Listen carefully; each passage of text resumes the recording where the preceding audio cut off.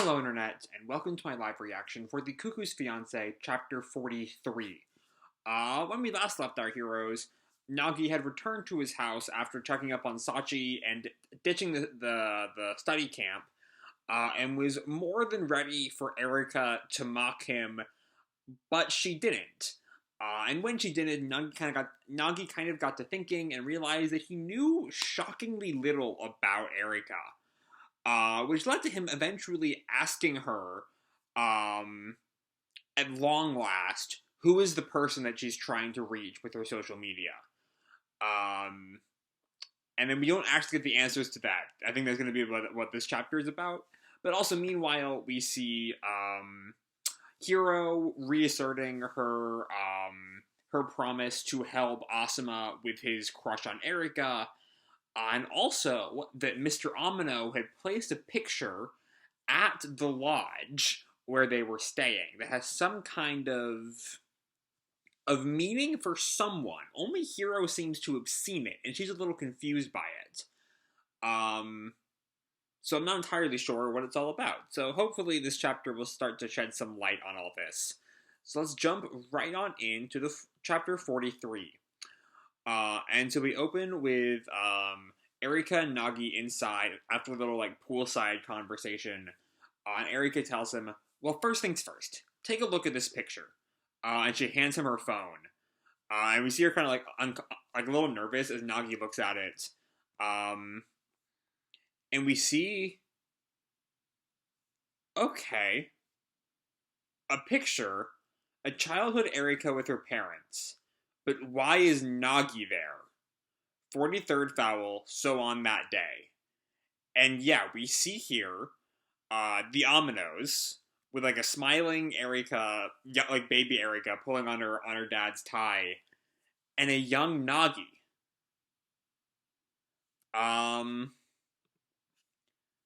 Okay. So what? And Nagi asked the question that we're all wondering. Why am I in this? This is... Yep, it's a family photo from when I was little. Surprised? Nagi looks down. This means that once upon a time, I knew Amino-san? And we see a flashback. This might be an imagined flashback. You're moving away? Yeah, that's Nagi asking Erika, as little kids. Is it gonna be like we never met? It'll be okay. When we're bigger, we'll meet again. After all, you and I are engaged. That's right. We met before. We're bound by destiny. And Erika snaps him out of it. Like hell that happened. I was about to call up a Nisekoi reference, how it's kind of similar to the Promise Girl and Nisekoi. Given that I've kind of been dancing Nisekoi references all over this series, and also criticized this little flashback here for being completely nonsensical, especially how quickly Nagi remembers. But I was also before I said that, I was really hoping that Erika would snap him out of it, and I was exactly right.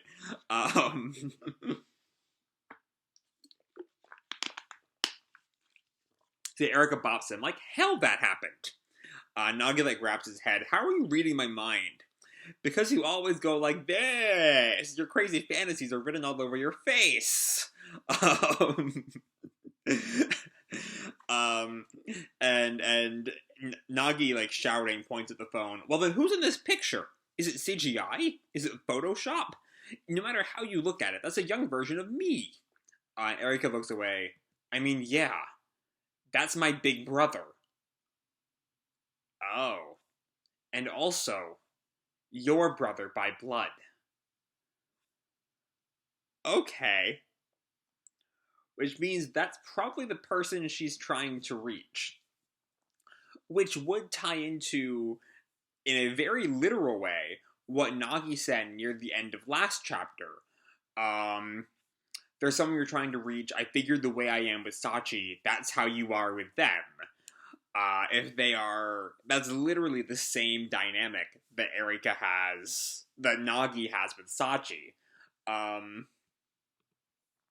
Even though, Nagi has no way of knowing that at the time. But Erika sure does. So that specific comparison must have hit her. Um, anyway, and also, your brother by blood. And Nagi takes in the revelation as Erika just sits there. Nagi's reaction is just, okay, and Erika, fully wanting to, like, have this dramatic moment, just looks at him, what? I see. So that's why he looks like me. And Erika gets on to him, no, come on, act more surprised. You had a big brother this whole time. And Nagi turns back to her, you think that matters to me? I have one sibling, and it's Sachi. That's a sweet thought.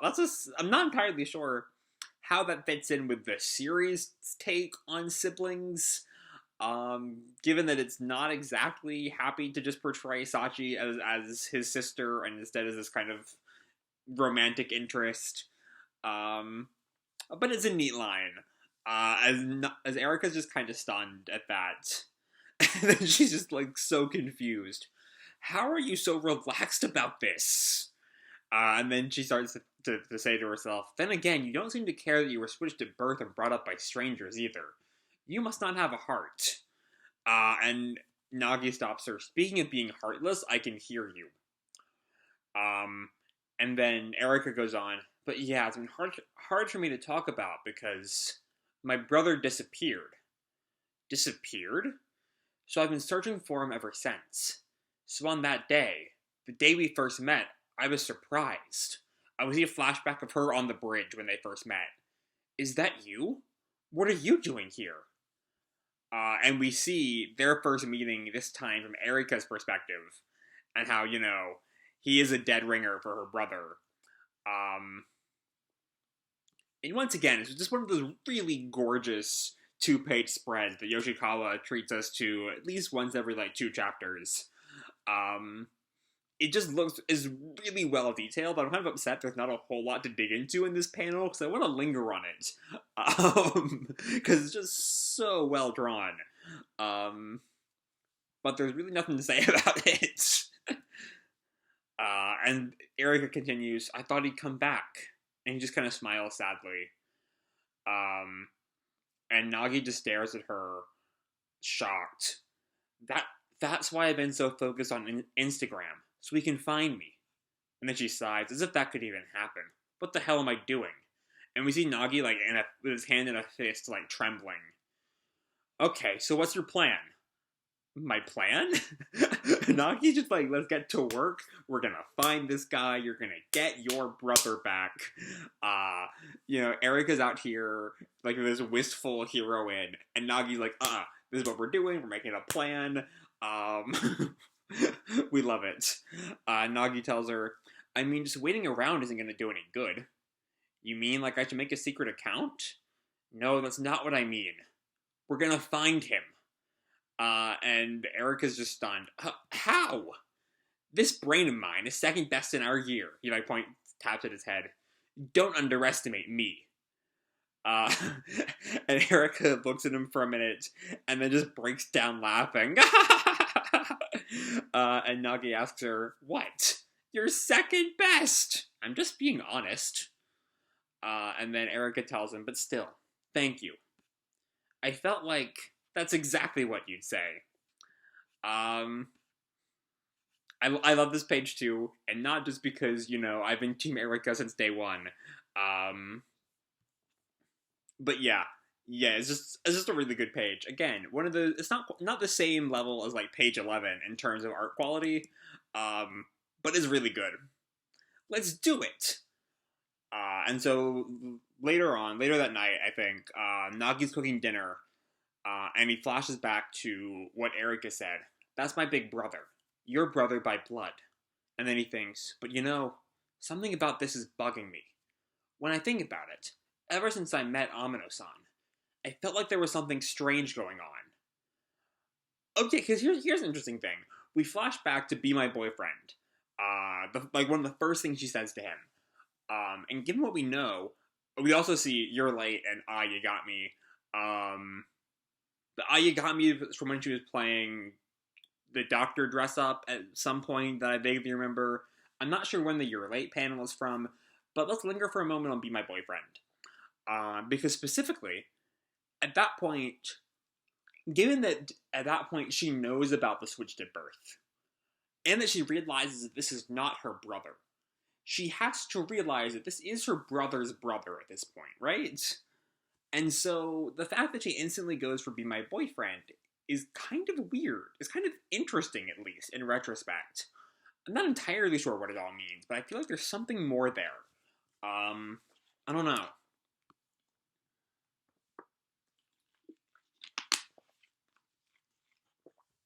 It felt like she was overly familiar, but only with me.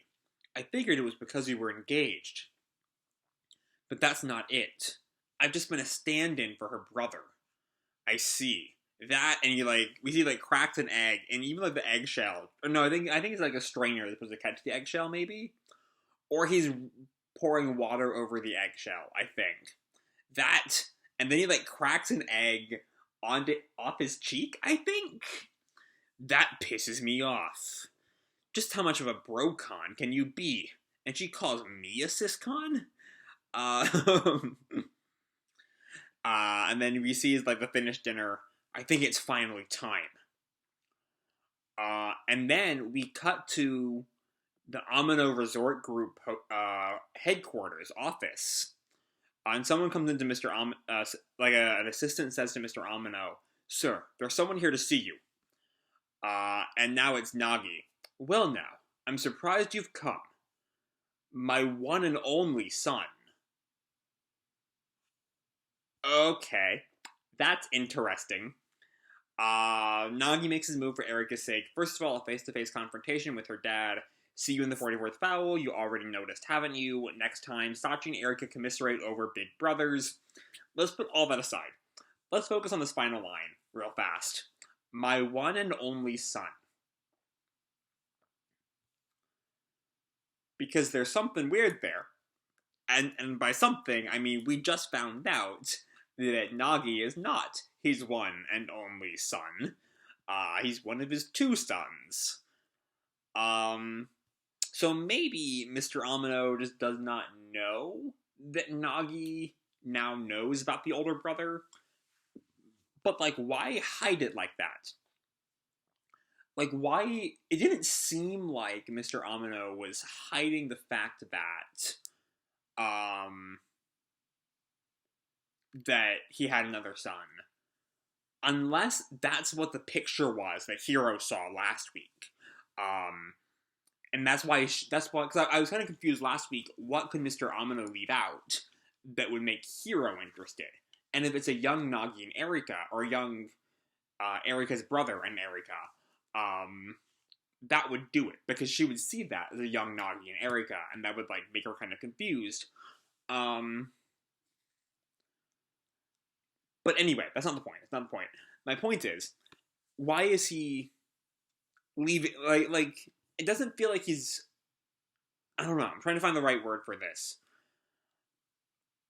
Unless there is some kind of reason he doesn't want Nagi to know about the other son, for some reason, I'm not sure. I don't know. A lot of it is just that Mr. Amino is such a big mystery. There is so little that we know about him. He's played his cards so close to his chest the entire series so far that I just don't really know even where to begin with him. But yeah, let's leave that for next week. Let's focus on the bulk of the chapter, which is this conversation between Erika and Nagi, which is great. It's fantastic. It's probably is one of my favorite chapters of the series. It's just, a mix of revelatory, sweet, hilarious. There are some great fucking gags in this. From Erika's, snapping Nagi out of his fantasy, to how little Nagi cares about the brother. It's he ain't my brother, I don't care. That's a vibe. That is a vibe. To how easily Nagi's just let's just find him then, that's all we gotta do. But But there's also a lot of sweet moments on top of that, too, from, like, especially, you know, seeing what Erika thought of when she first saw Nagi, you know, thinking that her brother would come back. And then we see, even going back to the Nagi's plan joke, there still is a really sweet moment, wrapped in that gag, as we see that Nagi is just like, we're gonna do this thing, we're gonna get it, because he cares about Erika. You know, he doesn't care about his brother. That means nothing to him. But it means something to Erika, and he cares about Erika because he's in love with Erika. I'm not biased, I'm super biased, but I'm onto something. But then, yeah, then he goes to see dear old dad. And honestly, again, Mr. Amano is just such a wild card that I can't even figure out what his game is here. And so I'm just not even gonna think about that until next chapter comes out. But yeah, this is just a really, really good chapter. It's one of, if not the best so far. And I just cannot wait to see where all this plays out how all this plays out from here. But yeah, that's all I have to say for this video. Hope you all enjoyed the chapter and the video itself. If you did, feel free to drop me a like or subscribe, or, you know, do whatever makes you happy, you know? And remember, your life is your own, okay? Bye!